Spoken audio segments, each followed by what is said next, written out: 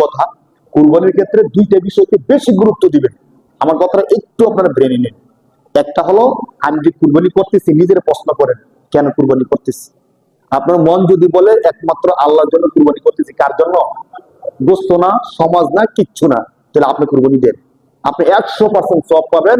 শুধু এই কুরবানির ফজিলতের কারণে হাসরের ময়দানের কঠিন মুহূর্তে আল্লাহ তাআলা নবীজির হাতে আপনাকে হাউজে কাউসারের পানি দিয়ে দিবেন। সুবহানাল্লাহ। এক নাম্বার বিষয়। দুই নাম্বার বিষয় দেখবেন যে আমি কুরবানি যে করতেছি, আল্লাহর জন্য করতেছি, কার সাথে করতেছি, কিভাবে করতেছি, যাদের সাথে করতেছি। আমরা তো স্বাভাবিক সোসাইটি, সামাজিক হিসাবে মানুষের সাথে মিলে শরীক হয়ে কুরবানি হইতো।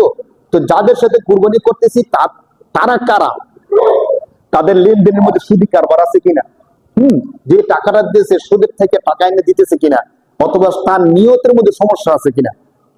যদি এই দুইটা বিষয় সেভ করেন, আপনার কুরবানি সেই হয়েছে।